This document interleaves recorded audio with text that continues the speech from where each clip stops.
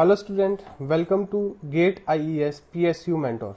तो ये हमारे गेट लेक्चर सीरीज का नेक्स्ट सेगमेंट है। इसमें हम बात करेंगे differentiation and integration of signal. अगर मैं डिफरेंशिएशन और इंटीग्रेशन की बात करूं, ये बहुत कॉमन ऑपरेटर है जो हम हर एक इंजीनियरिंग सब्जेक्ट में कहीं ना कहीं ऑपरेट करते हैं जब हम किसी एप्लीकेशन और प्रोसेस में डील कर रहे होते हैं। क्योंकि किसी भी प्रोसेस में अगर इनपुट आउटपुट कोई भी वेरिएबल है, कहीं ना कहीं रियल टाइम में वो टाइम के साथ चेंजिंग होगा, डायनामिक होगा। फाइन, तो किस रेट पे वो चेंज कर रहा है, उस प्रोसेस को फाइंड आउट करने के लिए हम डिफरेंशिएशन और इंटीग्रेशन ऑपरेटर को यूजुअली यूज करते हैं। तो सिग्नल एंड सिस्टम में जब हम डिफरेंशिएशन और इंटीग्रेशन की बात करेंगे तो यहाँ पे हम ग्राफिकल डिफरेंशिएशन की बात करेंगे भी। हाँ जी, किसके बारे में बात करेंगे? ग्राफिकल डिफरेंशिएशन और ग्राफिकल इंटीग्रेशन के बारे में। क्लियर है? हम यहाँ पे न्यूमेरिकल इंटीग्रेशन डिफरेंशिएशन के बारे में लीस्ट कंसर्न होंगे। ऑल तो फंडामेंटल कॉन्सेप्ट दोनों के लिए सेम है, बट हम ग्राफिक्स के ऊपर ज्यादा फोकस करेंगे। फाइन, देखो मैंने आपके पास क्या ले ली भी, 3 कर्व ले लिए। This is your first curve and this is your second curve, let us say, and this is your third curve. Now let us assume y is equal to some f of x। y एक function है, f of x है, तो y क्या बन गया अभी यहाँ पे? डिपेंडेंट वेरिएबल हमारा। हाँ जी, y कौन सा वेरिएबल है? Dependent variable. फाइन, और अगर मैं x की बात करूं, ये क्या बन जाएगा बच्चों यहाँ पे? Independent variable.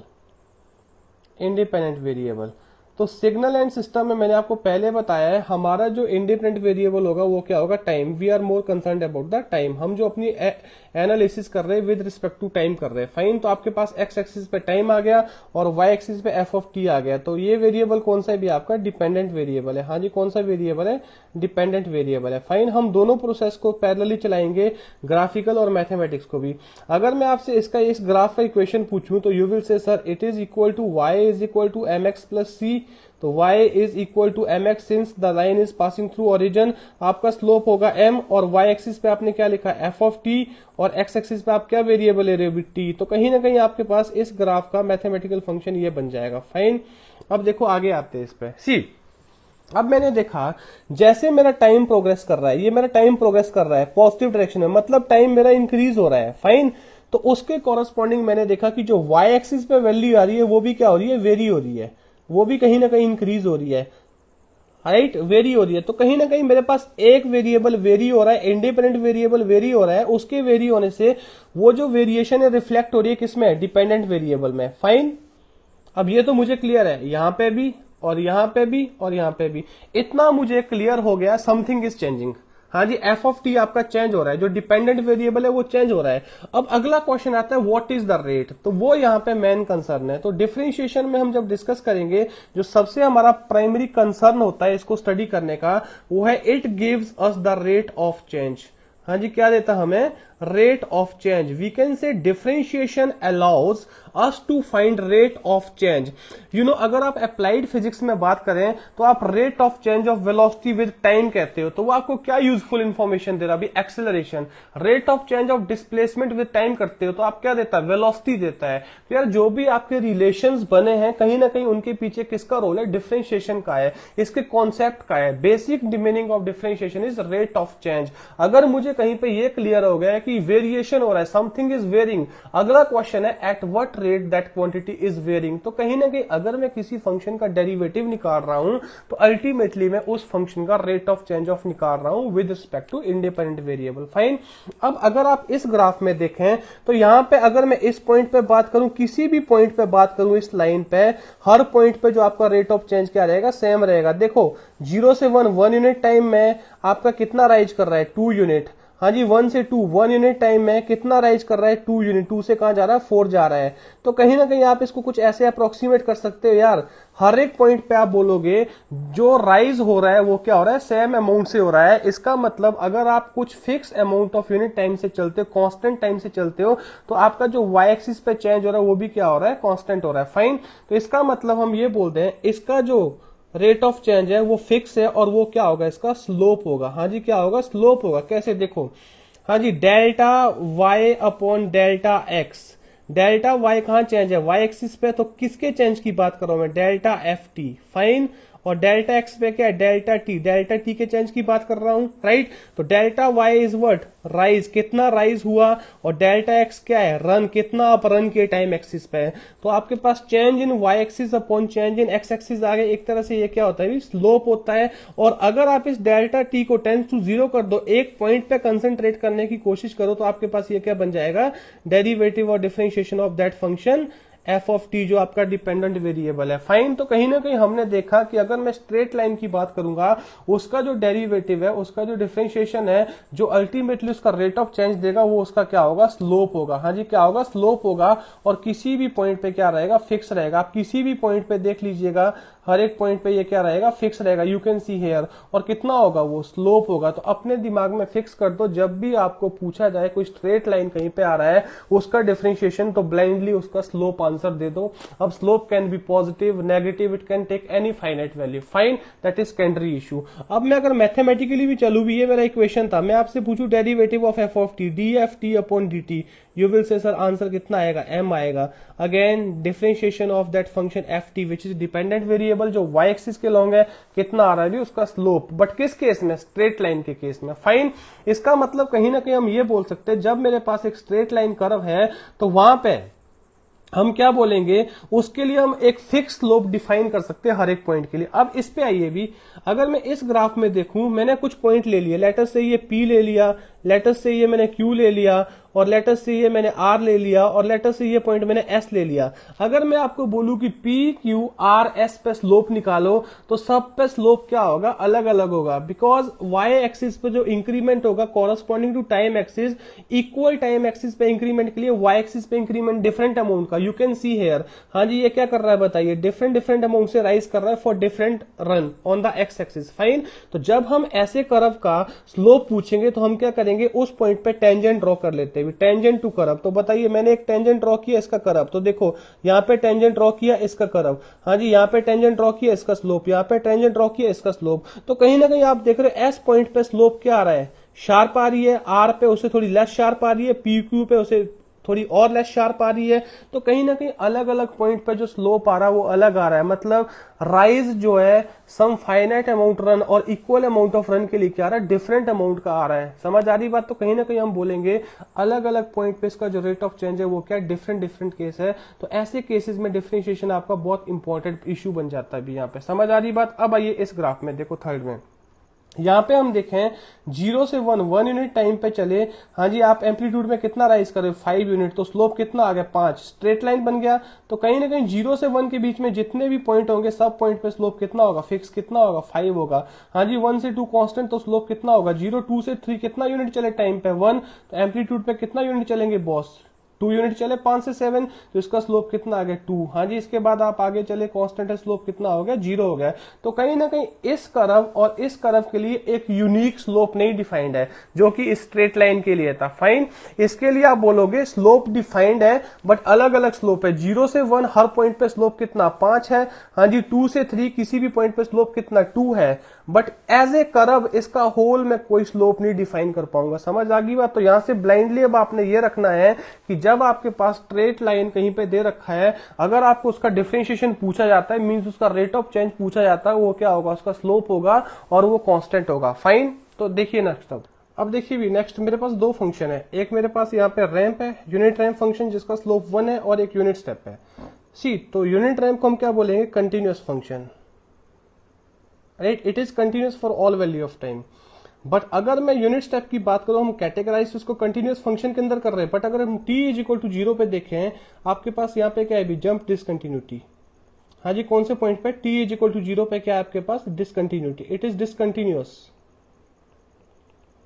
फाइन। तो जो ऐसे फंक्शन होते हैं इनको हम बोलेंगे पीस वाइज कंटिन्यूअस फंक्शन। हाँ जी, पीस वाइज कंटिन्यूअस फंक्शन का मतलब क्या है, कोई भी फंक्शन को हम पीस वाइज कंटिन्यूअस तब बोलते हैं अगर हम उसके टोटल इंटरवल को ब्रोक कर दें इन फाइनाइट नंबर ऑफ सब इंटरवल, जिसमें फंक्शन क्या कंटिन्यूअस है। देखो, इसको मैं 2 इंटरवल में डिवाइड कर देता हूं। फर्स्ट इंटरवल ये है फॉर t लेस देन 0, और सेकंड इंटरवल में ये ले लेता हूं फॉर t ग्रेटर देन 0। तो इन दोनों फाइनाइट इंटरवल के लिए ये क्या है, कंटिन्यूअस है, बट एक ही पॉइंट पे डिसकंटिन्यूअस है, कौन से पॉइंट पे, t इज इक्वल टू 0 पे, राइट। तो आपने पढ़ा होगा कि जब हम डिफरेंशिएशन और डेरिवेटिव की बात करते हैं मैथमेटिक्स में, तो कोई भी फंक्शन अगर आपके पास डेरिवेटिव है, आप बोल रहे इसका डिफरेंशिएशन किसी पॉइंट पे डिफाइंड है, तो उसका उस पॉइंट पे कंटिन्यूअस होना क्या है भी जरूरी है, फाइन। अब अगर मुझे इसका डेरिवेटिव डिफाइन करना है, अब ये तो उस कंडीशन को सेटिस्फाइड नहीं कर रहा है, ये तो t इज इक्वल टू 0 पे क्या है, डिसकंटिन्यूअस है। तो ये तो जो मैथमेटिकली अगर मैं क्लासिकल मैथमेटिक्स के अकॉर्डिंग डेफिनेशन को सेटिस्फाइड करने के लिए चलूं कि कोई भी फंक्शन अगर मेरा डिफरेंशिएबल है, किसी भी पॉइंट में अगर उसका डिफरेंशिएबल और डेरिवेटिव डिफाइन कर रहा हूं, तो उस पॉइंट पे उसका कंटिन्यूअस होना क्या है, नेसेसरी है, but not sufficient, fine. But ये t इज इक्वल टू 0 पे क्या है, डिफाइन नहीं कर रहा, उस कंडीशन को सेटिस्फाइड नहीं कर रहा है। तो ऐसे फंक्शन को हम क्या बोलते हैं, piecewise continuous function, fine, piecewise continuous function. तो यार ऐसा नहीं है कि इनका डेरिवेटिव नहीं एग्जिस्ट करता है, तो जनरलाइज्ड वे में हम इनका डेरिवेटिव डिफाइन करते हैं, और वो डेरिवेटिव आप कुछ इस तरीके से डिफाइन करोगे भी। इसके दो पार्ट है, देखो, एक पार्ट इसका ये आ गया, और एक पार्ट में आपके पास क्या इन्वॉल्व है, इंपल्स इन्वॉल्व है। अगर मैं dft अपॉन dt की बात करूं, जो ये वाला पार्ट होगा, ये इसका क्या होगा भी, जो ऑर्डिनरी डेरिवेटिव होता है, हाँ जी, जो क्या होता है, ऑर्डिनरी डेरिवेटिव होता है, फाइन। जैसे यूजुअली हम डेरिवेटिव निकालते हैं कि ये किसके लिए एग्जिस्ट करेगा, ये उन इंटरवल के लिए एग्जिस्ट करेगा, मैंने क्या बोला, पीस वाइज कंटिन्यूअस फंक्शन, दो इंटरवल में डिवाइड कर दिया, सेकंड और फर्स्ट, फाइन। तो ये फर्स्ट और सेकंड इंटरवल के लिए भी, फर्स्ट और सेकंड इंटरवल के लिए, समझ आ रही बात। या फिर आप ये बोल दो कि dft upon dt is the ordinary derivative of that f of t, कहां पे, at all the point except the point of discontinuity, हाँ जी, except the point of discontinuity, fine. अब देखो, जब मैं इसका डेरिवेटिव पूछ रहा हूं तो हर एक पॉइंट में मुझे इसका डेरिवेटिव देना था, but t is equal to 0 पे ये कंडीशन को सेटिस्फाइड नहीं कर रहा, इट इज डिसकंटिन्यूअस। तो मैंने इसको कैटेगराइज कर दिया पीस वाइज कंटिन्यूअस में, तो मैंने इसको दो इंटरवल में डिवाइड किया, 2 और 1, t ग्रेटर देन 0 के लिए 2, t लेस देन 0 के लिए 1, और दोनों इंटरवल में ये कंटिन्यूअस है, मैंने ब्रेक कर दिया इसके इंटरवल को, फाइन। तो जब हमारे पास पीस वाइज कंटिन्यूअस फंक्शन होंगे, मैंने बताया उनका ऑर्डिनरी डेरिवेटिव तो नहीं एग्जिस्ट करता है according to classical mathematics, but हम उनका जनरलाइज डेरिवेटिव डिफाइन कर सकते हैं, जो हम यूजुअल सेंस में डिफरेंशिएशन देते हैं, हम इतना डेप्थ में नहीं जाते मैथमेटिक्स में, सिग्नल सिस्टम है, फाइन। अब जो जनरलाइज डेरिवेटिव होगा उसके दो पार्ट होंगे, पहला पार्ट dft अपॉन dt, जो यूजुअली एक डिफरेंशिएशन होता है, ऑर्डिनरी डेरिवेटिव होगा। ये कहां पे डिफाइंड होगा, ये उन पॉइंट को छोड़ दो बस जहां पे डिसकंटिन्यूअस है, उन पॉइंट्स को छोड़ के बाकी जगह पे जो डिफरेंशिएशन होगा वो नॉर्मल सेंस में करो। तो बताइए भी कौन कौन से पॉइंट को छोड़ दे, यहाँ t इज इक्वल टू 0 को छोड़ दे बस, फाइन। अब देखो जो अगले वाला, देखो मैंने इंपल्स लिया है, और ये इंपल्स कहां डिफाइंड है, t इज इक्वल टू 0 पे, कहां पे, t इज इक्वल टू 0 पे। और इस इंपल्स का जो एरिया अंडर द कर्व है, जो इसके साथ मल्टीप्लाइंग फैक्टर होगा, वो कैसे निकालेंगे बताइए, उस फंक्शन का वैल्यू जिसको हम डिफरेंशिएशन कर रहे हैं, just after the point of discontinuity minus just before the point of discontinuity. यार आप इस तरह से भी कर सकते हैं इसको कि चेंज कितना हो रहा है, बट वो एक स्टैंडर्ड और टेक्निकल सेंस नहीं है डिस्कस करने का, फाइन। कि t इज इक्वल टू 0 पे आपके पास सडनली कहां जा रहा है, 0 से 1, तो आपके पास विद इन द 0 टाइम कितना चेंज हो रहा है बताइए, 1। तो अल्टीमेटली वो चेंज कौन सा होगा, ये होगा कि नहीं होगा। और अगर आपके पास कोई नंबर इनफाइनाइट है कहीं पॉइंट पे, उसको हम किससे रिप्रेजेंट करते हैं, इंपल्स से, तो मैंने साथ में क्या लगा दिया, इंपल्स लगा दी यहाँ पे, फाइन। तो बताइए, अब देखिए, अगर ये डिसकंटिन्यूटी 0 पे ना होके 1 पे, 2 पे, 3 पे हो रही होती, तो यहां पे मैं क्या लिखता बताइए, f of 1 plus f of 1 minus और डेल ऑफ t माइनस 1। तो ये जो फंक्शन की वैल्यू होगी, ये टाइम कौन सा होगा, t is equal to the time where discontinuity occur, हाँ जी, कौन सा होगा, जहां पे डिसकंटिन्यूटी क्या हो रही होगी, अकर हो रही होगी, फाइन, वे डिसकंटिन्यूटी अकर। तो यहां पे डिसकंटिन्यूटी कहां अकर हो रही थी, 0 पे, तो 0 पे डिफाइन करने के लिए आपने क्या ले लिया, डेल टी। अगर 1 पे हो रही तो क्या लेते, डेल टी माइनस 1 लेते, यहाँ पे क्या लेते, एफ ऑफ 1 प्लस और एफ ऑफ 1 माइनस। अगर 2 पे हो रही तो F of 2 plus F of 2 minus, और यहाँ पे डेल ऑफ टी माइनस 2। तो होपफुली क्लियर है। तो जब आपको लगे कि यार ये फंक्शन मेरे पास पीस वाइज कंटिन्यूअस फंक्शन है जो सर ने बताया है, अगर मुझसे उसका डेरिवेटिव पूछा जा रहा है, उसका डिफरेंशिएशन जनरलाइज डिफरेंशिएशन होगा और उसके दो पार्ट होंगे, उसके उन इंटरवल के लिए जिन इंटरवल के लिए वो कंटिन्यूअस है, dft अपॉन dt जैसे नॉर्मल सेंस में किसी भी फंक्शन का करते हैं, और उन पॉइंट्स पे जहां पे वो क्या है डिसकंटिन्यूअस है, वहां पे हमने इस सेंस से लिखना है। एक पॉइंट पे डिसकंटिन्यूअस है तो एक ही टर्म आएगी, दो पे तो दो आएंगी, तीन पे तो तीन आएंगी, जितने पॉइंट पर डिसकंटिन्यूअस है उतने ऐसे एक्स्ट्रा टर्म ऐड होते जाएंगे। फाइन, अभी मैं एग्जांपल लूंगा, आगे मैं लिखूंगा यूनिट स्टेप का डेरिवेटिव क्या होता है। फाइन, अब आते भी कंटिन्यूअस फंक्शन पे, जरा देखो आर ऑफ टी क्या होता है बॉस बताओ।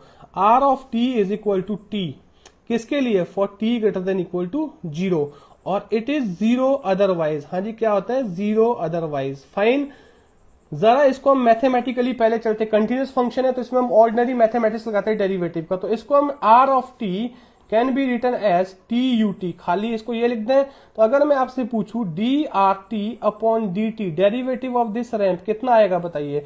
हाँ जी, यहाँ पे डिफरेंशिएशन प्रोडक्ट रूल लगा दीजिए, T right, D u t upon D T, हाँ जी कितना आएगा, डेल ऑफ टी। यहाँ पे ध्यान दीजिए, अब देखो इसका डेरिवेटिव क्या आएगा, इंपल्स आएगा कहां पे, T is equal to zero पे, बिकॉज डिसकंटिन्यूटी कहां करो, T is equal to zero पे, प्लस कितना बन जाएगा बॉस यहाँ पे u ऑफ टी, और टी का 1। अब यहाँ पे ध्यान दीजिए D R T upon D T को मैथमेटिकली हम क्या लिख सकते हैं, यू टी लिख सकते हैं यहाँ से। क्यों, यहाँ पे आपने कौन सा प्रॉपर्टी लगा दी है इसमें, जब आपने इसको स्टडी किया, जब आप इसको ओपन करोगे यहाँ कौन सा प्रॉपर्टी लगाओगे आप, मल्टीप्लीकेशन प्रॉपर्टी ऑफ इम्पल्स। हाँ जी, कौन सा प्रॉपर्टी लगाओगे, मल्टीप्लीकेशन प्रॉपर्टी ऑफ इम्पल्स। तो मल्टीप्लीकेशन प्रॉपर्टी ऑफ इम्पल्स क्या बोलता है भी बताइए, मैंने आपको पहले बताया है कि multiplication of property of impulse बोलता है कि जब हम किसी फंक्शन को, आर्बिट्ररी फंक्शन को इम्पल्स से मल्टीप्लाई करेंगे, जो आंसर आएगा that is function at the point जहां इम्पल्स डिफाइंड है एंड डेल्टा टी। तो इम्पल्स कहां डिफाइंड है, T is equal to zero पे, टी की जगह जीरो डाल दो, टर्म क्या हो जाएगा, जीरो हो जाएगा। इस प्रॉपर्टी को लगाने के बाद खाली क्या बचेगा, यूटी बचेगा।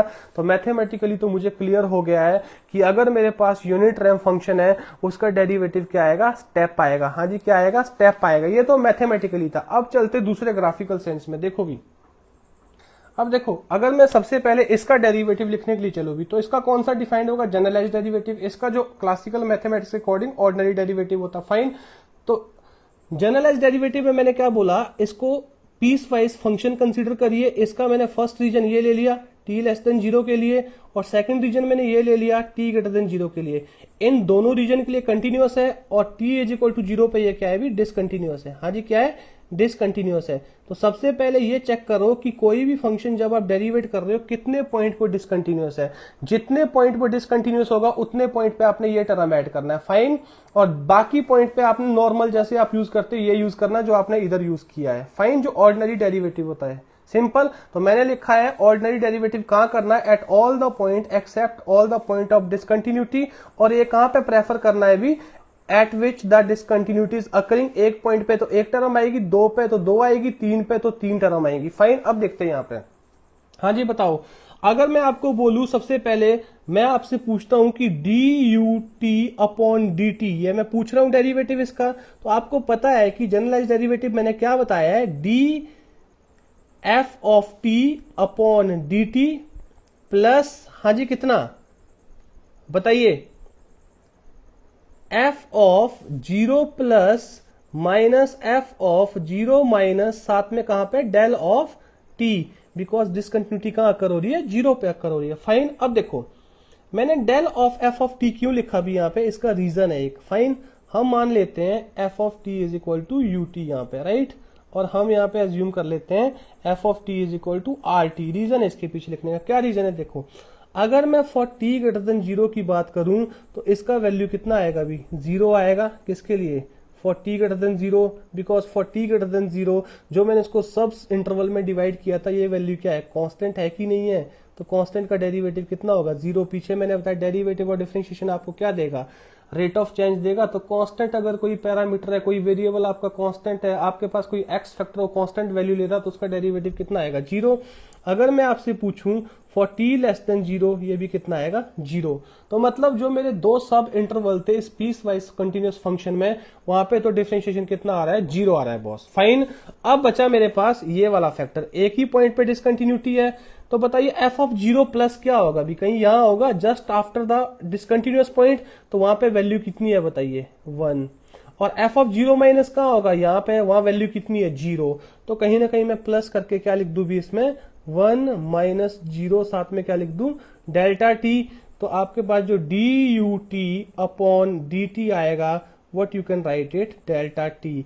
यार ये मैंने आपको पहले भी एक जब इम्पल्स पढ़ाया था वहां पे रिलेशन कराया था कि this relation exist, fine. And we know integration and derivative are what, anti relations. तो यहां से हम क्या लिख सकते हैं बताइए भी, u of t is equal to integration minus infinite to t del of tau, साथ में क्या बन जाएगा, d ऑफ टॉ, फाइन। तो these are the relation of what, हाँ जी, unit step and unit impulse. ये हम पहले भी अवेयर है, बट हमने कैसे निकाला वो मैंने आपको आज डिस्कस किया, फाइन। अब देखो, अगर मैं इसमें आपसे पूछूं कि यार मुझे आप ये बताओ D f t upon D T का वैल्यू कितना होगा, किसके लिए पूछ रहा हूं मैं, t ग्रेटर देन जीरो के लिए। तो आप बोलोगे सर कितना, 1, बिकॉज मैंने पीछे बताया है किसी भी स्ट्रेट लाइन का जो डिफरेंशिएशन डेरिवेटिव है वो क्या होगा, उसका स्लोप होगा। अगर मैं आपको पूछूं कि D f t upon D T का वैल्यू बताओ, किसके लिए बताओ, for t less than zero, what you will make answer, zero, because इधर ये क्या है, कांस्टेंट है कि नहीं है, तो कांस्टेंट का डेरिवेटिव कितना होगा, जीरो होगा। तो कहीं ना कहीं आप इस प्रॉपर्टी को देखो, ये किससे मैच कर रहा है, यूनिट स्टेप के डेफिनेशन से मैच कर रहा है कि नहीं कर रहा है। तो I can write d f t upon D t is equal to how much, u t. अब एफ टी आपका क्या है भी, रैम्प फंक्शन है, आर टी यूनिट रैम्प है, तो d R T upon D t किसके इक्विवेलेंट आएगा बॉस, यू टी। हाँ जी, कितना आएगा, यू टी। तो यार होपफुली ये चीज अब आपको क्लियर होगी, और मैंने आपको ग्राफिकली भी बता दिया, मैथमेटिकली भी बता दिया। तो यहाँ पे साफ क्लियर हो जाना चाहिए अब कि अगर आप यूनिट स्टेप को डेरिवेट करोगे तो इम्पल्स आएगा, रैम्प को डेरिवेट करोगे तो स्टेप आएगा। और यहां से अगर आप एंटी डेरिवेटिव करें इसका तो कितना बन जाएगा बताइए, r of T is integrating और obtained by integration the unit step u of tau d tau. तो we can make these relation here. यार सही है। तो अगर आपके पास रैंप है उसको डेरिवेट करके क्या आएगा, स्टेप आएगा, स्टेप को इंटीग्रेट करके क्या आएगा आपके पास, रैंप। आगे हम ग्राफिकली वेरीफाई भी करेंगे। तो finally I can conclude, first conclusion is d u t upon D t is equal to del of t, fine. और we can say u of t is equal to minus infinite to t del of tau d tau, fine. Or we can write drt upon dt, derivative of unit ramp is unit step, fine. Or in other way we can write r of t can be obtained by integrating the unit step function। जो भी आपके पास step function है जब आप उनको integrate करोगे तो आपको क्या मिलेगा, रैंप मिलेगा। और similarly you can write D square double derivative of ramp, क्या बनेगा बताइए भी, इम्पल्स। हाँ जी, क्या आएगा, इम्पल्स। फर्स्ट टाइम डेरिवेट करोगे तो क्या बन जाएगा, स्टेप बन जाएगा। हाँ जी, सेकंड टाइम डेरिवेट करोगे तो क्या बन जाएगा, इम्पल्स बन जाएगा। किसकी बात कर रहा हूं मैं, रैंप की। तो ये सारे आपने कंक्लूड कर दिए भी, ये आपके दिमाग में हमेशा अवेलेबल होने चाहिए, तभी आप न्यूमेरिकल कर पाओगे, फाइन। तो कुछ कंक्लूडिंग पॉइंट आप लिखोगे भी, डेरिवेटिव ऑफ रैंप। हाँ जी, डेरिवेटिव ऑफ रैंप क्या होगा, derivative of ramp is equal to step,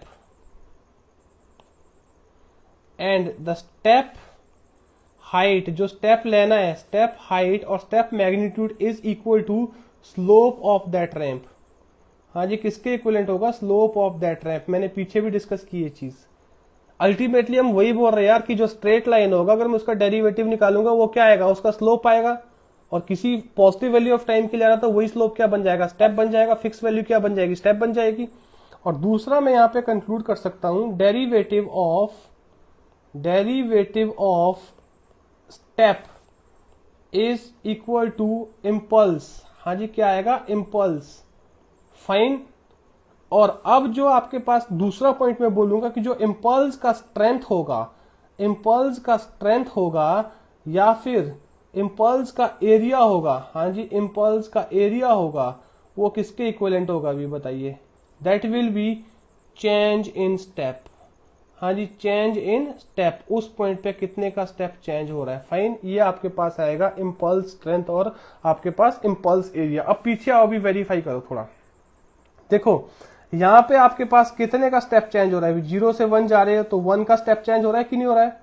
तो आपके पास जो इम्पल्स आ रहा है उसका एरिया कितना है, मल्टीप्लाइंग फैक्टर जो यहाँ होता है ये इसका क्या होता है, एरिया होता है, इसकी मैग्नीट्यूड नहीं होती, इसकी स्ट्रेंथ होता है। फाइन, कितना है, 1 है। अब भाई यहाँ पे इसका स्लोप कितना है भी बताइए, 1 है। तो आपके पास जो डेरिवेट करके कितने का स्टेप आया, 1 का यूनिट स्टेप। फाइन, तो ऐसे आप इसको रिमेंबर कर सकते हो। तो ये आपके पास इंपॉर्टेंट की पॉइंट है भी जो आपको न्यूमेरिकल में बहुत हेल्प करेंगे। फाइन, तो होपफुली ये चीजें क्लियर है आपको, राइट। नाउ सी, अब देखिए हमारे पास दो डोमेन होती है, एक हमारे पास है कंटिन्यूअस टाइम, फाइन, और एक हमारे पास है डिस्क्रीट टाइम।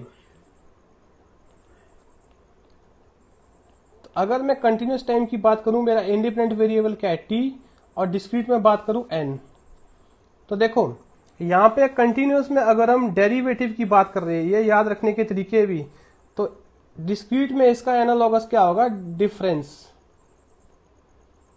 हाँ जी, क्या होगा, difference. First derivative first difference. Fine, अगर मैं यहाँ पे डिफरेंशियल इक्वेशन की बात कर रहा हूं, हाँ जी, कंटिन्यूअस टाइम में किसकी बात कर रहा हूं, डिफरेंशियल इक्वेशन की बात कर रहा हूं। ऑब्वियसली बात है, डिफरेंशियल इक्वेशन में क्या डेरिवेटिव ऑपरेटर होगा कि नहीं होगा।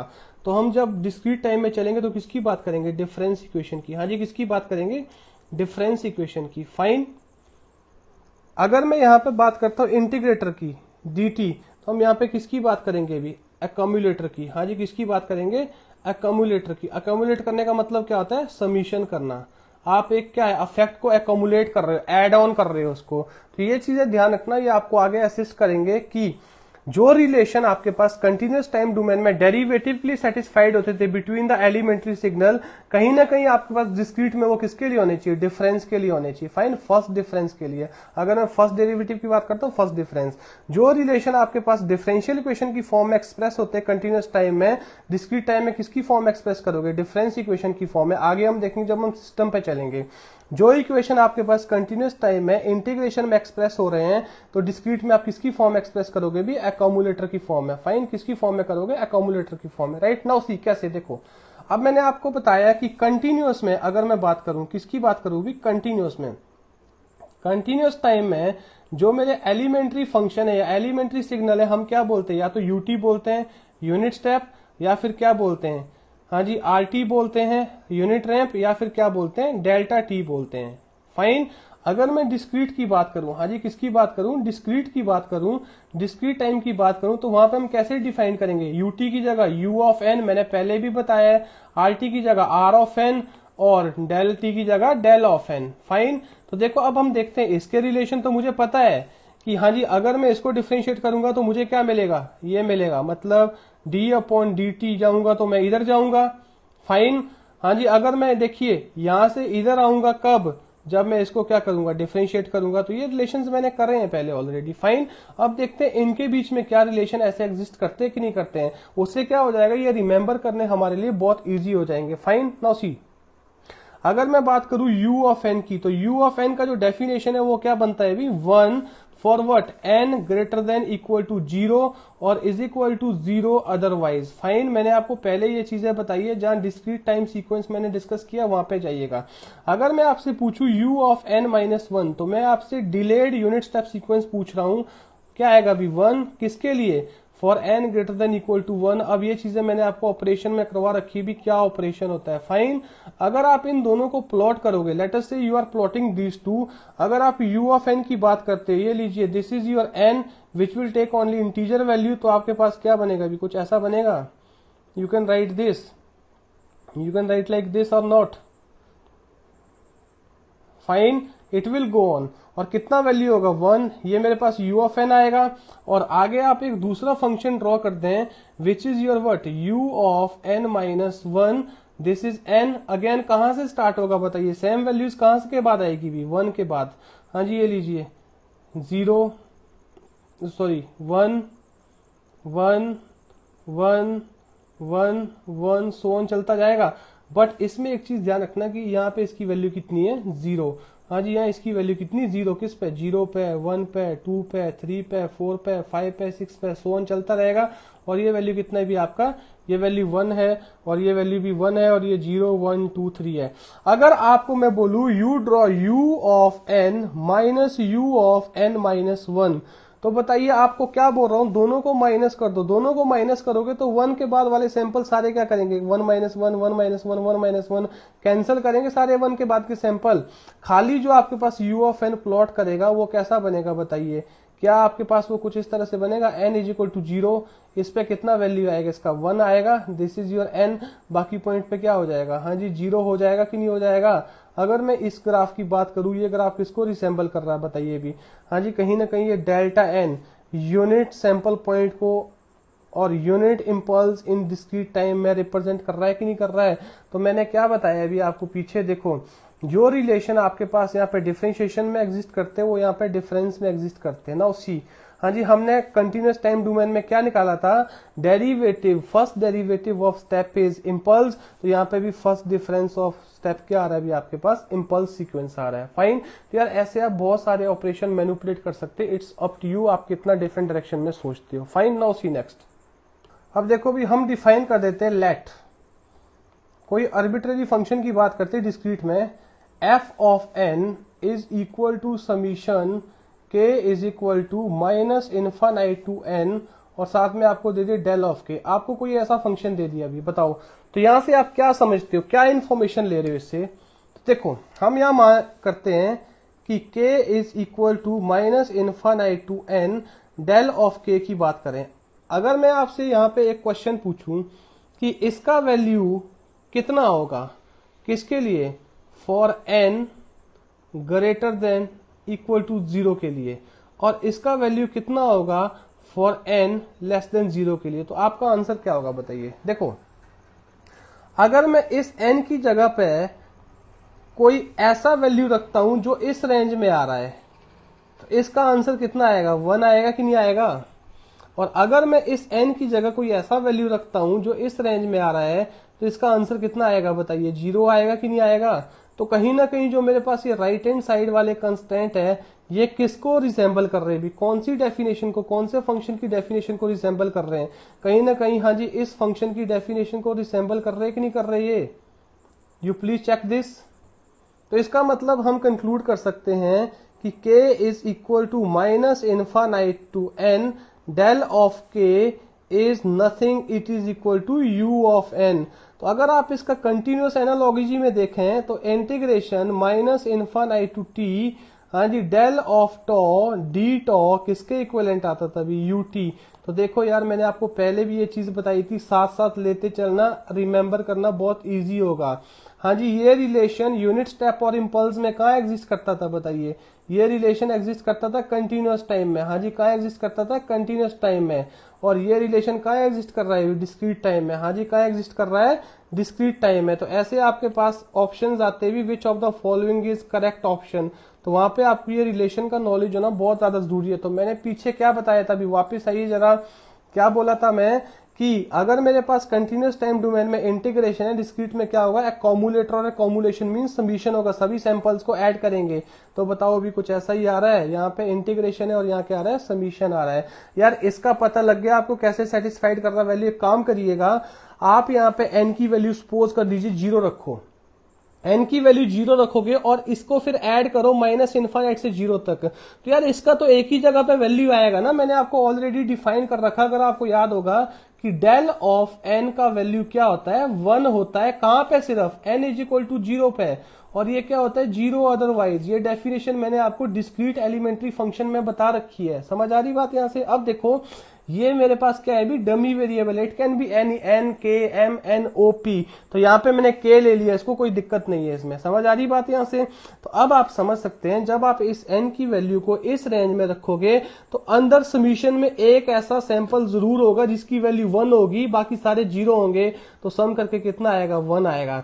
जब आप यहाँ पे n की वैल्यू क्या रखोगे, ये लेस देन 0 रखोगे, लेटर से -1, तो इसमें ये n इज इक्वल टू 0 वाला पॉइंट तो कभी आएगा नहीं ना, means k is equal to 0 वाला पॉइंट तो कभी आएगा ही नहीं। तो उसके लिए उसकी वैल्यू कितनी रहेगी, 0, कोई भी आपके पास नॉन जीरो सैंपल नहीं आएगा। तो आपके पास जो डेफिनेशन किसको रिसेंबल कर रहा है भी, यूनिट स्टेप सीक्वेंस को। फाइन, इसलिए मैंने आपके पास क्या बना दिए, ये रिलेशन बना दिए। तभी मैं बोल रहा हूं यार, अगर आपको कंटिन्यूअस के रिलेशन आते हैं तो डिस्क्रीट में उसके एनालॉगस ही रिलेशन बनाने आपने सारे। फाइन।